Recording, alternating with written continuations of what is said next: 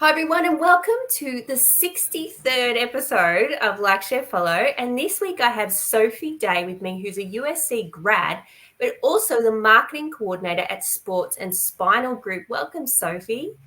Thanks, Karen. Thanks so much for having me. Thanks for being on the show. And so tell me, it's been, we just chatted and you finished up at USC at the end of last year. So tell me, what has been going on since when you were last in my class at the end of last year to now? Yeah, so I finished up last year, which was fantastic. And a couple of months before finishing, I was offered or asked to do an internship or come and have an interview to do one at Sports and Spinal Group. So first ever kind of marketing social media role outside of uni. Did that. And so was offered, I think it was a 3-month internship.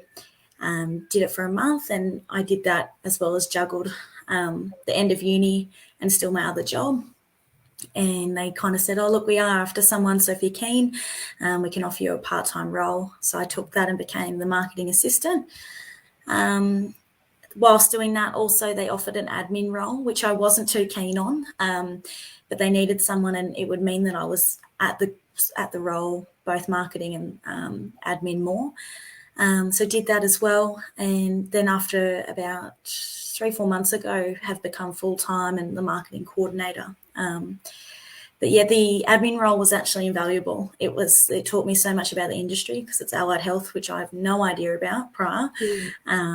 Taught me so much and has been so helpful in terms of actually understanding how to communicate to people who are seeking our services. Excellent. And so you also had a great story about how the internship offer actually found you, right? So tell me all about that. Yeah, so I was offered, or my boss, who is my boss now, she messaged me via LinkedIn and just said, hi, I can see in your profile that you've doing X, Y, and Z. We need that here. We're offering an internship for this long. Would you be interested? And yeah, I was shocked. I didn't think, that's how internships worked. And I think, like I was saying earlier, I hadn't been actively seeking, or I was just in the process of doing so. So then for that to happen, I was like, oh, wow, this is amazing. I need to jump on this opportunity. And yeah, I'd only just updated my LinkedIn account a couple months prior, because prior I didn't think it was that important. But yeah, I can't stress how important it is now.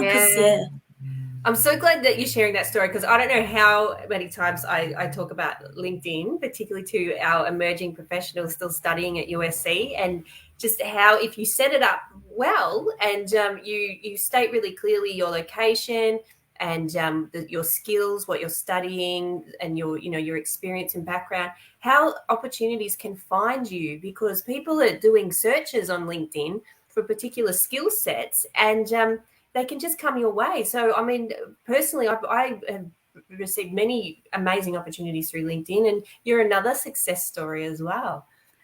Yeah, and it's so interesting because now with my role, I'm on LinkedIn frequently from an employer branding perspective as well, and even seeing some of our prospective candidates and things like that, or connections that we can make.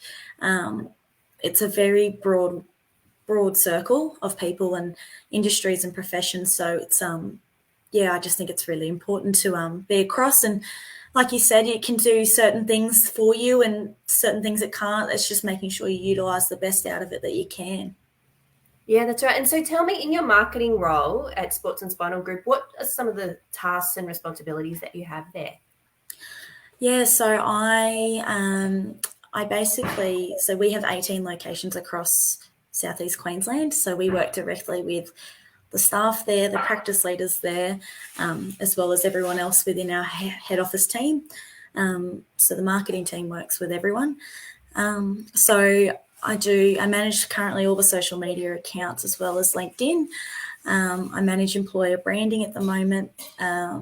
We also have a sister company, or it's kind of not the right wording, but a company within the branch, Total Rehab Solutions. So I'm currently running all of their stuff as well.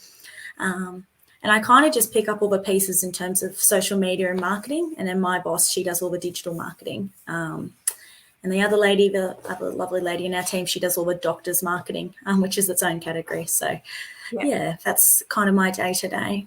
Well, I'll tell you, the digital marketing is pretty switched on. So when I was promoting this episode on Facebook, I tagged in the Sports and Spinal Group page, and I've been hit with ads ever since. Yeah, Holly's amazing. She's so across it, and she she lives and breathes it and does a really fantastic job. She's actually who also got me my messaged me via LinkedIn, sorry. But she's so valuable to have in the office and to as a kind of a mentor as well. So been very lucky to be teamed up with her. Yeah. And so tell me, what do you think set you apart from other graduates or other people that may have been going through the role that you're in? I read this question. I was like, oh, I'm not sure. I guess in terms of, I guess my LinkedIn account must have stood out. But to be honest, when I was in uni, I just really knuckled down and wanted to do the best that I could and take as much out of it in the time that I had there.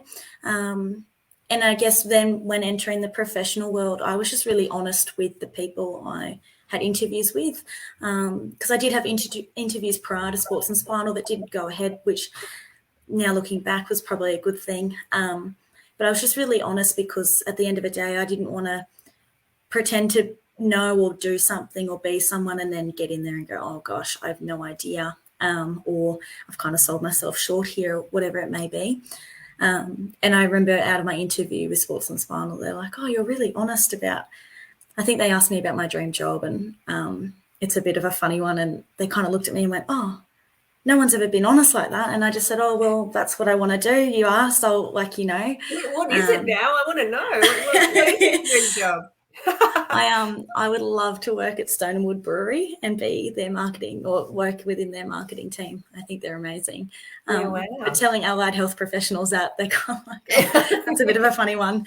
And I got out going, oh my God, I ruined that. But at the end of the day, I'm so glad I was honest about it because they knew who I was then. So then after meeting them again, they knew who they were getting. They weren't getting someone completely different. Yeah. And I mean, it just shows that you have a personality and a life and interests, outside of that. You weren't trying to say the right answer to fit in, with them. So I think that's a good move to be genuine. Yeah, I hope so. Yeah. And so what's been some of the best career advice that you've been given? The team that I work with are highly supportive in all aspects of work and even personal life. So none of them expected me to know everything when I got in, which was fantastic because I was really cautious of that or concerned because I think some employers really do. They go, you've got a degree, like you should know everything. And you're just like, well, yes and no. So, but they just said, you teach us things, we'll teach you things, we'll work together, and no question's a silly question. We'd much prefer you to ask than not. And if you ever need help in anything, just ask. And that was such a reassuring thing, especially coming out of uni into then the professional world. So to hear that and get started that way was so good. Yeah. No, that is good. And I think too, I think when you start any new job, there's such a steep learning curve that it doesn't matter how much experience you have, you still have to learn how that workplace works and, the different sort of, nuances and aspects of each workplace when you go in there anyway. Absolutely. Like you can know everything about something, but if you can't connect with their culture, like the team culture, or you don't understand their processes, so you don't know everything. So, it was great to know that they felt the same way towards it. Yeah. Excellent. And so drawing on your time at university, what's been some of the most helpful things that you learned there that you have really supported you in your current role? I think any of the real life examples or projects that we were provided were fantastic. At the time, daunting because you had to actually work with a real client, but especially if some of the social media courses actually working with clients, it just taught you how to communicate with them because they communicate differently. They actually own a business. They need your help, and you had to learn how to communicate that to them. And you've got a deadline to meet. They're waiting for it, and I guess working through that. So, and that comes into play with time management, how to again communicate, being effective with your time, like everything else. So, I found them really, really invaluable. Those ones, and then any teamwork assignments or projects, again dreaded, but like I work with, like my role affects finance, HR, partners, all sorts of stuff. And so without being able to communicate properly and work to a common goal, I don't think I would be where I am now. So yeah, very valuable. Yeah. And on the flip side of that, what have been some skills and knowledge you wish you'd gained at university that you've actually needed in your current role? I think, to be honest, anything regarding like web development, any added design or graphics courses or just aspects would have been fantastic. And I think too, because I've grown a, I guess, a passion for them as well, or an interest since leaving uni. And then within my role, it would be great to be able to offer a bit more of that as well. And to the industry as well. So entering the industry, whether it be allied health or marketing, they're both required quite heavily. So, yeah, and but we're so lucky now we can access courses, whether it be uni or any online, whatever it may be. So perhaps down the track, I'll be looking to do that. Yeah. I mean, it's such a great skill to have, like knowing how to do that. So the graphic side of it, as well as the writing side of it, I think having those, like being able to produce all types of content, I think just makes you really strong as a digital marketer. Yeah, I think so too. And because there's so many different, so many different industries. So like marketing for allied health I really struggled when I started because like, how do you promote podiatry? What's like people go, what is podiatry? It's feet. Like who wants to know about that? Yeah. So being able to do that, But I guess creative, but it's not also the feed, is it? It's the comfort that you're going yeah, for. It's exactly. And there's a fair bit of red tape involved as well in allied health. So making sure that you can do things, in a creative, innovative way, but also stay in line with things. So yeah, absolutely. And slowly trying to build on that as well. And I guess too with web development, like we have people who have disabilities who need a website that can cater to their needs. So whether it be like alt text, a website that reads out to you. So being able to kind of build on what we currently have and provide ideas and actually put those ideas into place would be pretty cool as well. Yeah. And so, because you're working with social media now every day, Yeah. so what has been something that because you know how it changes every day as well. Yeah, So absolutely. what's been something that you've discovered in the last couple of weeks that is you found really interesting? So it could be a new tool or a platform change or some sort of hack or something that you've found interesting in your daily experiences with social media. Yeah. To be honest, I probably need to get on there a bit more on a personal level and actually investigate these changes a bit more. Because I'm pretty like, oh yeah, it's another change. We'll get there when we get there, and then I'm trying to figure something out. Going, I don't understand. Actually, I find LinkedIn fascinating. How much it can really target an audience, and how you. So I learned a bit more in the last couple of weeks about a page's authority, how important it is for us to be connected with our staff, as well as possible staff. They now have a career page option, which is really big for us. Our recruiting system's quite rigorous, so to have that would be fantastic. And I guess ways that LinkedIn can really cater to make your business or company very individualized. and professional. So I found that quite interesting, and on a personal level too. So how to utilize the platform for myself and I guess have fun with it, but also keep that professionalism to it as well.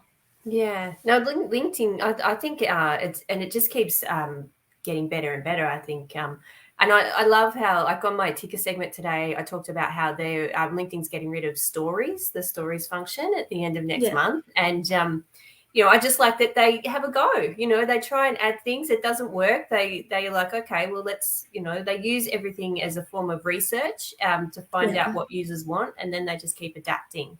And I think that's a really good way to go. Yeah, and I think too on that kind of platform, it's so different to the rest. So it's got to try things in order to see, like you said, what works and doesn't, because it's not like the rest. So yeah, no, it's fantastic. Yeah, I'm still keen for them to develop like an out of office message you can put in your messages when you're on That would leave. be great. Yeah, That would be fantastic. I know. They haven't done it yet, but maybe one day. But Yeah, just keep pushing that one. Yeah. And also tell me, what is some advice that you could give to emerging professionals who are still at university about how they can succeed in their careers?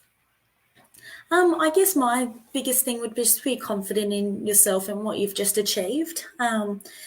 Like I said earlier, I do think that not all, but some businesses and even people think that, oh, well, you're a marketing graduate, you should be able to save my business. And it's so much more than that. So yes, be confident that you can assist and do what you've just learnt, but also be open to learn new things. And if you are unsure of something, just go, oh, look, I have no idea what you're talking about. Can we just, let's dissect this and actually get into it a bit further so I can understand. I know for me, it's the only way I learn really is if I ask questions, and mistakes are okay. So I definitely through uni, I was very hard on myself and making sure that, you can have all the knowledge in the world about something, but it's until you actually get out there and give it a go that I think you can get a really good perspective and grasp on it. So yeah, just back yourself, but be open to new opportunities and being able to learn more.